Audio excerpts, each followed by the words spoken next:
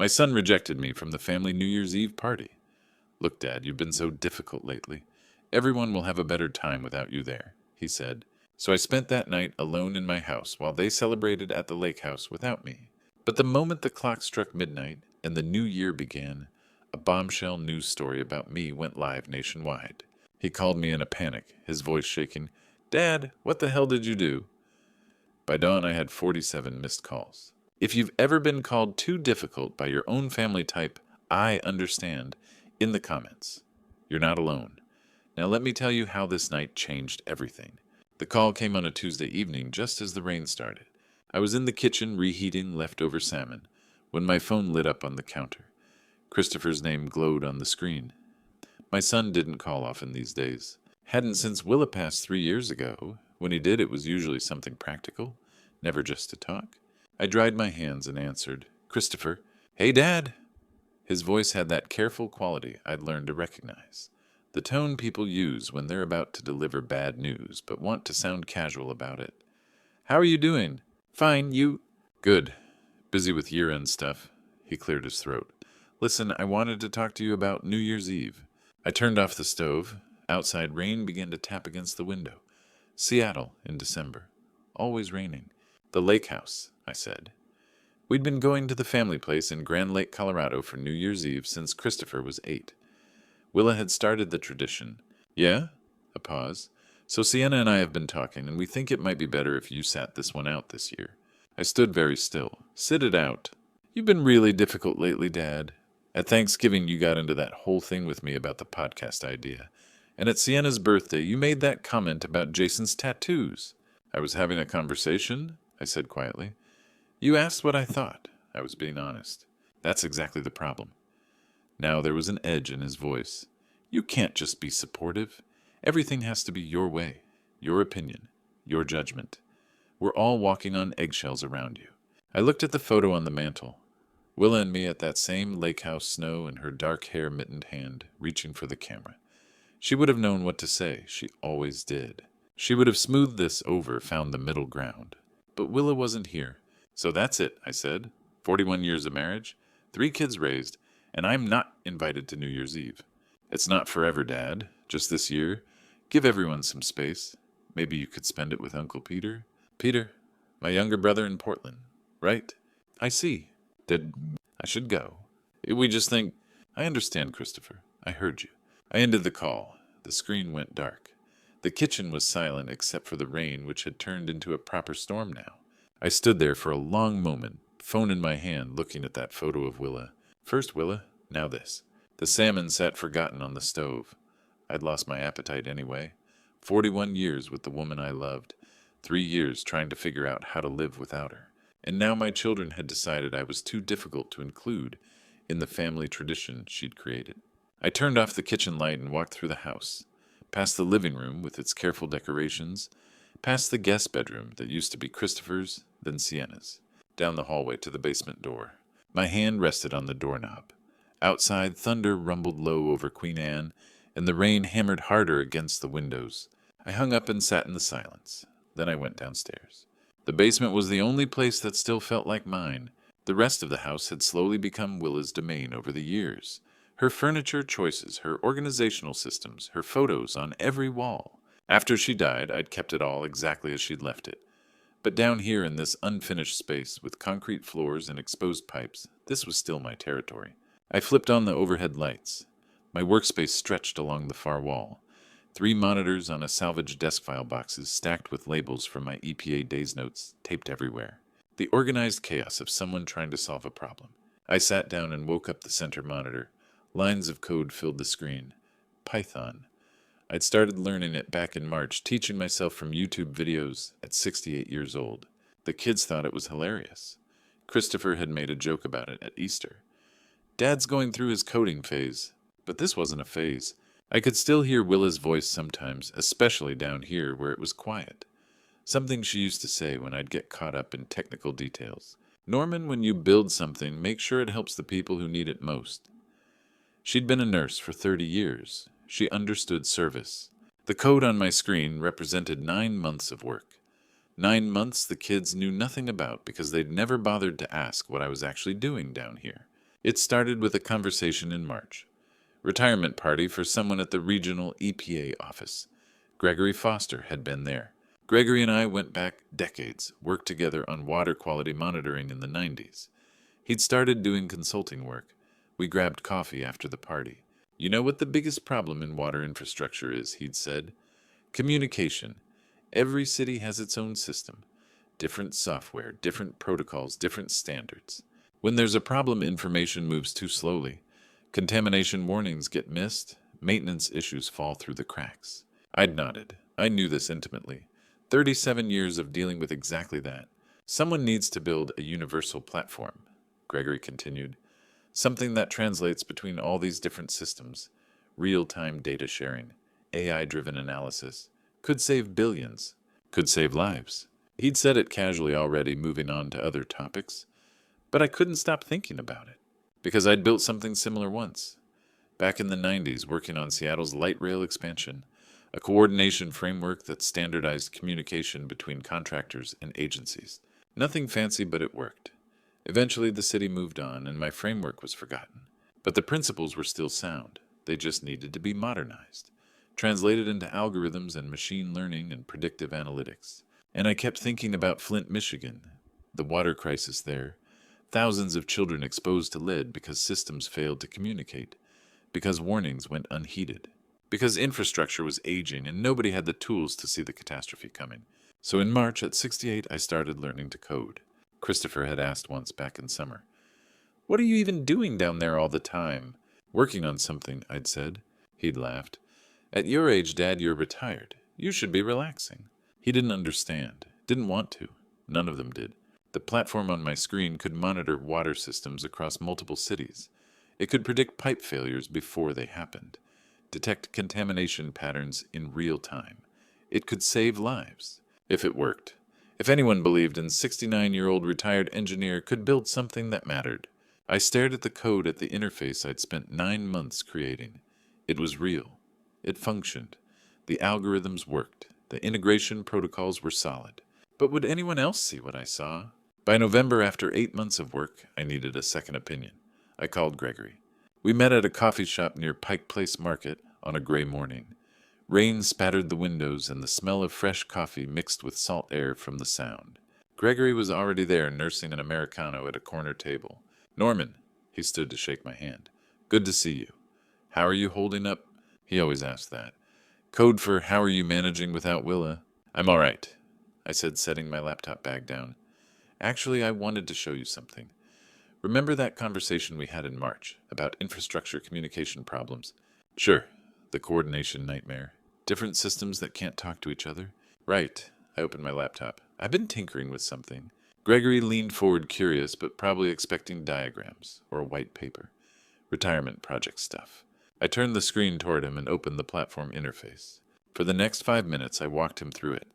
How the system integrated data from different municipal water management software. How it translated between formats in real time. How the AI component analyzed patterns and generated predictive alerts for pipe failures, contamination, risks, pressure, anomalies. How it monitored multiple cities simultaneously, creating a network of shared intelligence.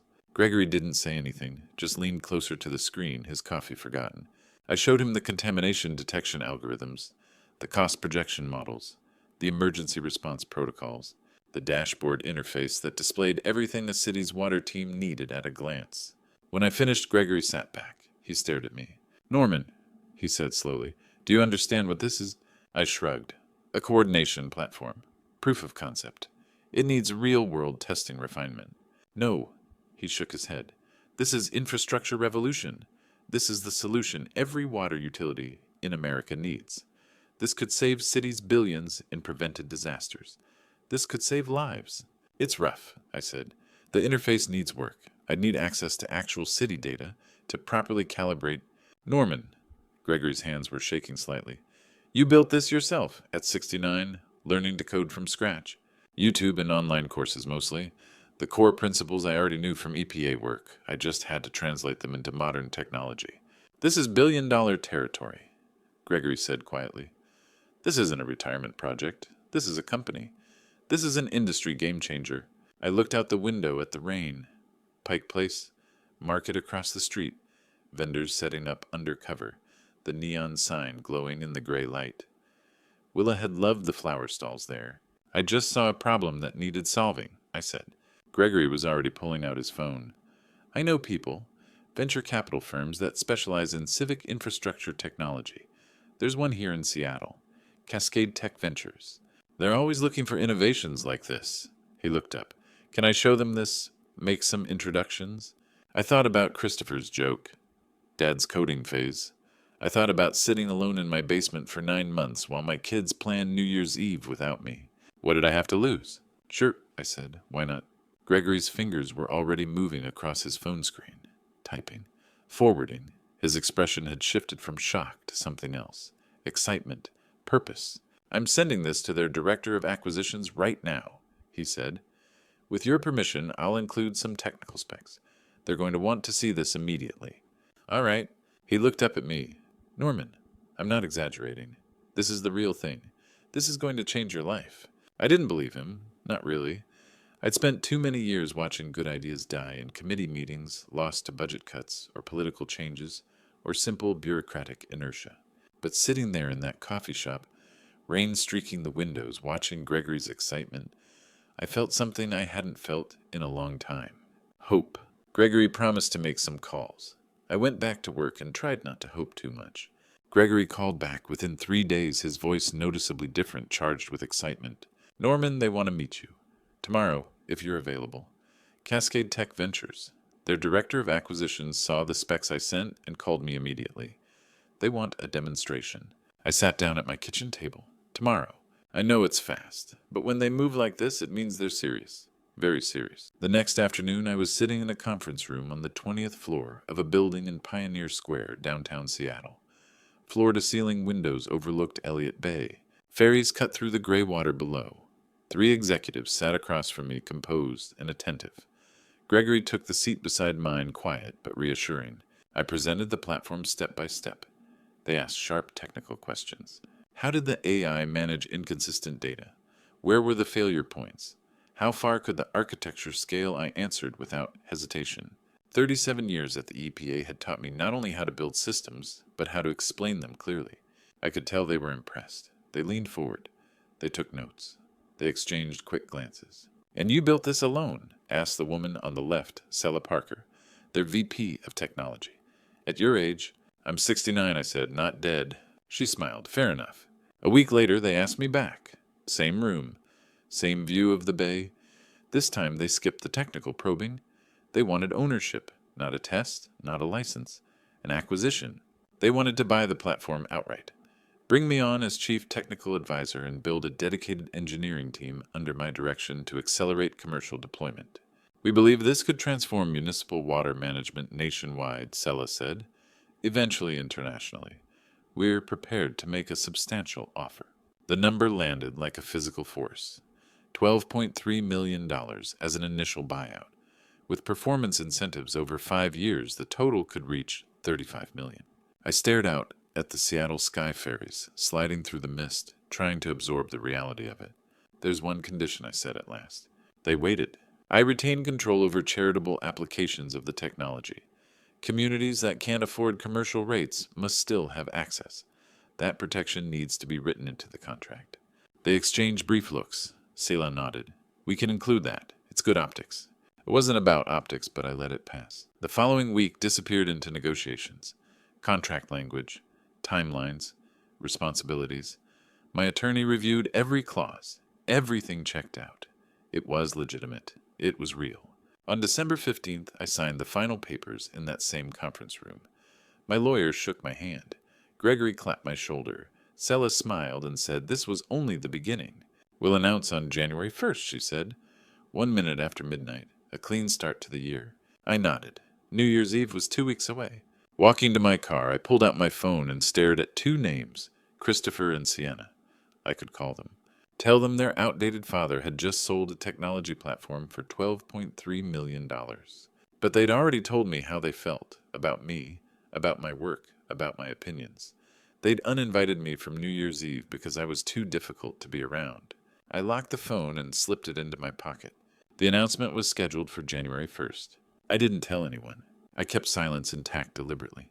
December 31st. The house was too quiet. I woke early the way I always did these days. The bedroom felt too large for one person. It had felt that way for 3 years, but I still hadn't moved to the guest room. This had been our room, mine and Willa's. I made coffee and toast. The kitchen window showed gray Seattle morning, typical. The house had minimal decorations. A small tree in the living room because not having one felt too sad. But there was no one to see it. For dinner, I kept it simple. Pacific salmon, roasted vegetables. I ate at the kitchen table, where Christopher had uninvited me 3 weeks ago. The salmon was good. I wasn't particularly hungry. Willa had loved New Year's Eve. She called it the most hopeful night of the year. Fresh starts, clean slates, endless possibility. We'd always stayed up for midnight champagne ready. The first New Year's without her in 2023, I'd cried. Couldn't help it. The silence was unbearable. The second year I'd made it through. It still hurt, but I'd survived. Now this. Alone again, but this time by my children's choice. By 6, I had the TV on. Times Square coverage crowds gathering. The hosts talked about fresh starts with manufactured enthusiasm. My phone lit up. A text from Margaret, an old friend of Willa's. Saw this on social media. Thought you'd want to see. A screenshot. Christopher's post. Photo of the lake house mountains in the background. Christopher, Sienna, Jason, Nicole, others. All smiling. Champagne glasses raised. Caption, ringing in 2025 with the best people? I stared at it, then set the phone down. They'd made their choice. At 11, I opened my laptop. Email from Cascade Tech Ventures. Confirmation that the press release was scheduled. Seattle Times, CNN industry publications. All set for automatic distribution at 12:01 a.m. Pacific. I closed the laptop. I made myself an old-fashioned. Couldn't do champagne. That was Willa's drink, ours together. I carried it to the living room. The TV showed Times Square, the crowd growing. On the side table next to my chair sat a photo of Willa, taken at the lake house years ago. Snowflakes in her dark hair, that smile that always made everything better. I miss you, I said to the photo. At 11:59, the countdown began, the crowd roaring. 10, 9, 8. I raised my glass toward Willa's photo. Happy New Year, Willa. 3, 2, 1. Midnight. Fireworks exploded on screen. Confetti fell in Times Square. People kissed and cheered. I took a sip of whiskey. The house was silent except for the television. I thought about the lake house, my children there toasting right now. Probably happy I wasn't there to be difficult.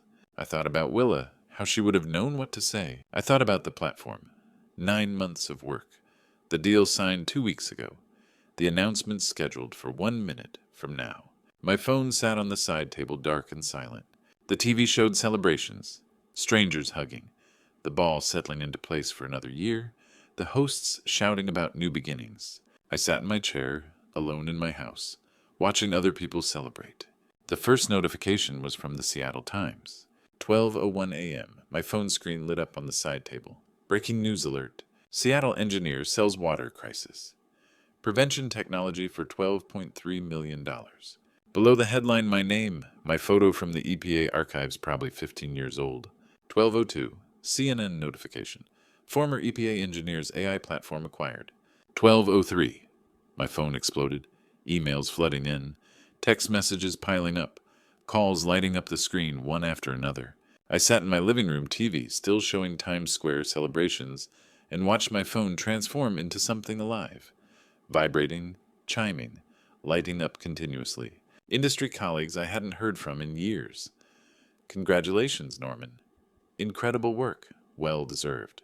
Gregory's text in all caps. They just published your everywhere congratulations. I turned off the TV. The silence made the phone's buzzing seem louder. At the lake house 3 hours away, I could picture exactly what was happening.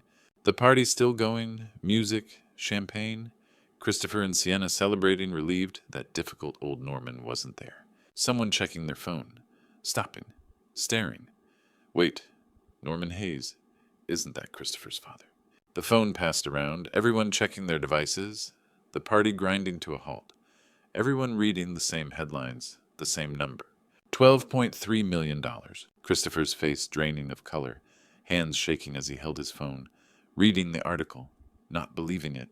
Sienna looking over his shoulder, hand covering her mouth. Everyone at the party knowing, Christopher and Sienna's father, the difficult one, the one they didn't invite, the obsolete engineer in the basement. That one.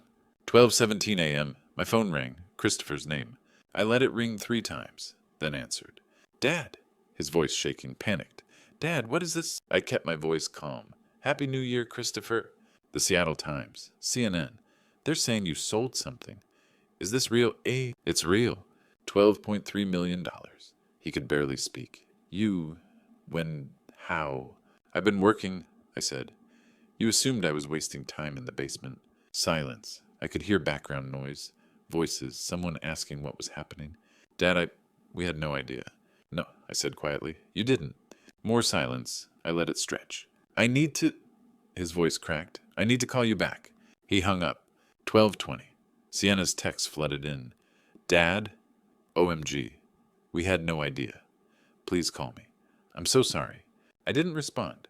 More calls came. Industry people, reporters, a water utility director in Portland. I answered some, kept conversations brief. Yes, the acquisition was real. Yes, I was excited about the platform's potential. No interviews yet. Between 12:30 and 3 a.m., my phone never stopped. Congratulations. Questions. Interview requests. Partnership inquiries. Messages from people I'd worked with decades ago. Knew you had it in you, Norman. At 3 a.m., I turned off my phone. The sudden silence was profound. I sat in my chair, the house dark except for one lamp. Willa's photo still on the side table. They're interested now, I said to her photo. Outside rain had started again. The new year was 3 hours old. At the lake house, Christopher and Sienna wouldn't be sleeping. They'd be reading every article, every mention, trying to understand how their obsolete father had built something worth $12.3 million while they were busy excluding him. I didn't sleep, neither did they. Christopher arrived at 6 in the morning. He'd driven through the night. I was already awake, dressed, coffee made. I hadn't slept, but I'd showered and shaved. When the doorbell rang, I was ready. I opened the door. Christopher stood on my porch, looking like he'd aged 10 years overnight. Eyes red and swollen, still wearing the clothes from the party. Wrinkled button-down jeans jacket pulled on hastily. Dad, his voice cracked. Please, let me in. Let me explain. I stepped aside without a word. He walked past me into the kitchen, moving like someone in shock. I poured him coffee, set the mug on the table, sat down across from him, said nothing. Dad, I'm so sorry. He started crying, actually crying. We were wrong. I was wrong, about everything. I let the silence stretch, let him sit with it. Finally I spoke. You uninvited me, your widowed father, to New Year's Eve. I know, it was cruel. I can't believe You can't believe you what? My voice was cold, controlled. Misjudged me, underestimated me. Decided I was too inconvenient to include all of it. He was sobbing now. Everything. I'm so sorry. Sorry isn't enough. At 7, Sienna arrived. She must have left right after Christopher, driven separately. Also crying, also apologizing. I looked at both of them sitting at my kitchen table. My children. First your mother died, I said. Then you decided I was too difficult to be around. They both looked destroyed.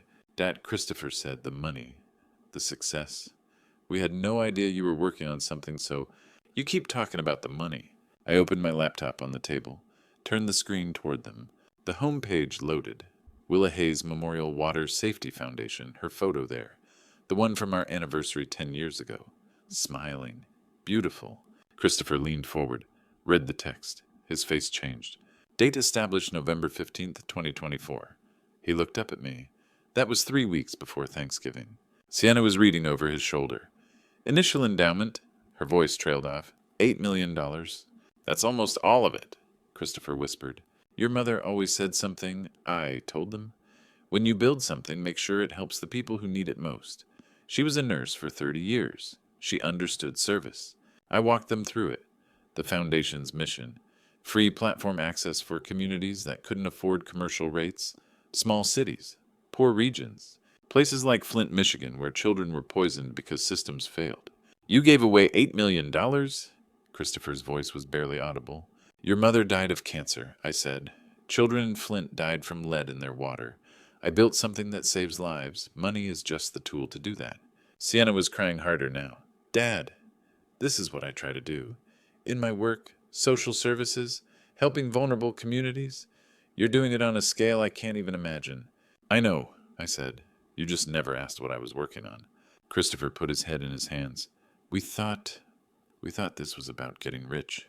No, you thought I was obsolete. There's a difference.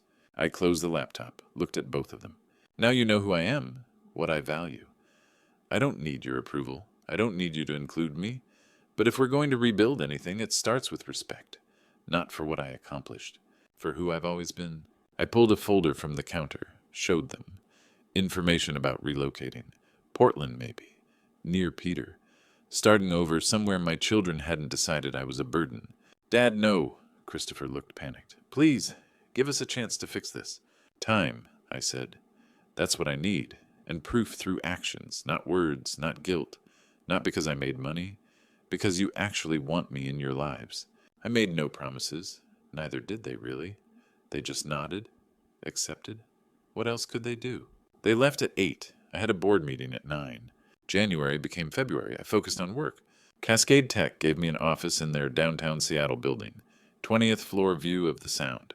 A team of 12 engineers, most of them young enough to be my grandchildren. They were smart, curious, respectful. They asked good questions and actually listened to the answers. For the first time in years, I felt alive, purposeful. Every morning I woke up with somewhere to be, something to build, people who valued what I knew. Christopher reached out in late January. Professional email. Would I be willing to look at a marketing proposal? I almost deleted it, but something made me open the attachment. He'd done his homework, real homework. Market segmentation for municipal water utilities. Pilot city identification based on infrastructure age and budget constraints. Case studies from similar technology adoptions. This wasn't just an idea, it was a strategy. I agreed to a 30-minute meeting in March. It stretched to 2 hours. Christopher listened, took notes, asked follow-up questions. Didn't mention New Year's Eve or the lake house or anything personal, just work. By May, we were collaborating on the residential market expansion. He was reliable, consistent, professional. Sienna approached me separately about social impact. She wanted the platform to prioritize vulnerable communities, environmental justice, making sure the technology served people, not just profit. Show me a proposal, I said. She delivered.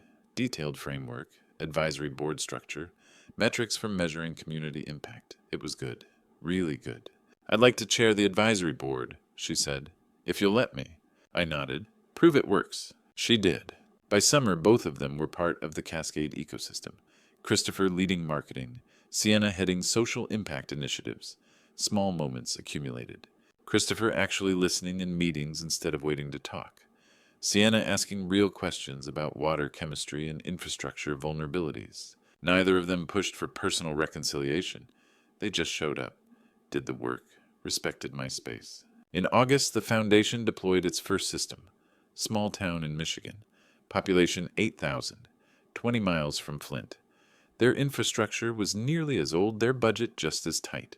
The platform detected elevated lead levels in a residential sector. Early warning.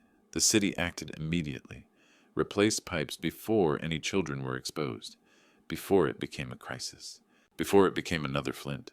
I drove there, met the mayor in person. She was young, maybe 40, and she cried when she shook my hand. You saved our children, she said. Flint happened right there, 20 miles away. We saw what it did, and you stopped it from happening here. I thought about Willa, about her saying that what we build should help people who need it most. This was success, not the 12.3 million. This. Gregory called me in September. They're really trying Norman. I know. Are you going to forgive them? I don't know yet. By November, the platform had expanded to 15 cities. Christopher's marketing had been crucial. Sienna's impact framework was being adopted as industry standard. The team invited me to a celebration dinner. Christopher and Sienna would be there. I declined, but I thanked them for the invitation. Progress, but measured. In early December, Christopher called, his voice careful. Dad, we're planning New Year's Eve at the lake house again. Sienna and we'd really like you to come, if you're willing. I didn't answer right away. I drove to Grand Lake on December 30th. The drive from Seattle took 2 days. I wanted the time alone, time to think, time to decide if I was ready. I arrived late afternoon. The lake house looked the same. Log exterior, steep roof, mountains behind. But something felt different. Christopher and Sienna were on the porch when I pulled up. They came down the steps together, nervous. "Dad," Christopher's voice was quiet. "Thank you for coming." It was genuine, not performance. New Year's Eve was different this year. No big party. Just family. Jason and Nicole. A couple of Christopher's colleagues. Maybe 10 people. And the conversation included me. They asked about the foundation, about Michigan, about expansion plans. They waited for answers. They listened. Christopher talked about residential market strategy. Asked my opinion. Actually wanted to know. Sienna showed me the impact report. 3 more cities approved for foundation deployment. Communities that couldn't have afforded the platform. I watched them, saw how they'd changed. It wasn't complete, but it was real. At 10, Christopher asked me outside. The deck overlooked the frozen lake. Cold, clear, stars sharp in the mountain air. "Dad," he said, "last year I'll never forgive myself.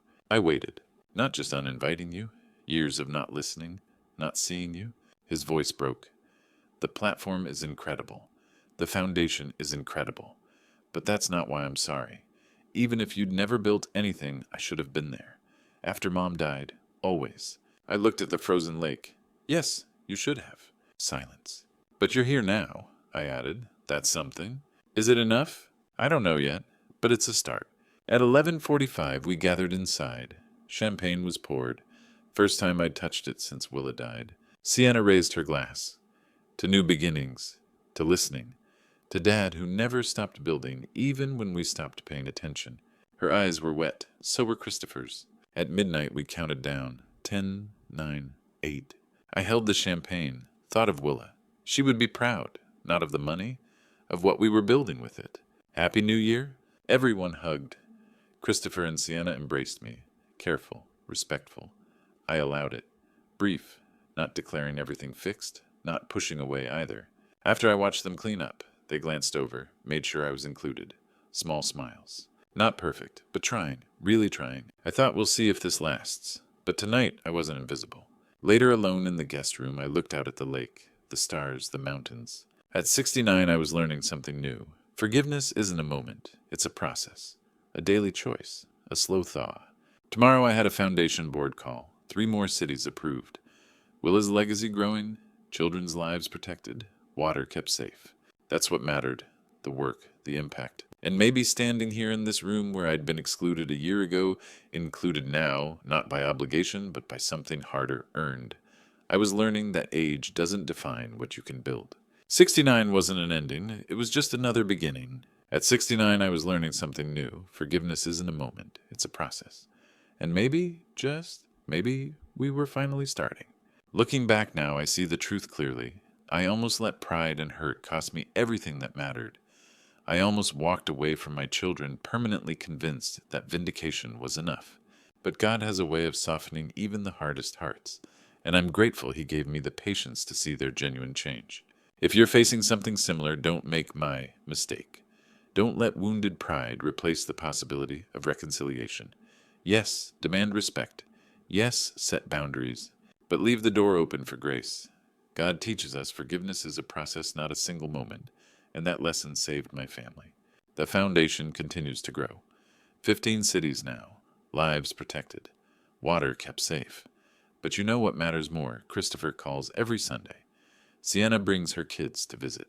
We're building something together now, not just professionally, but as a family, learning to listen. These grandpa stories aren't just about success or vindication.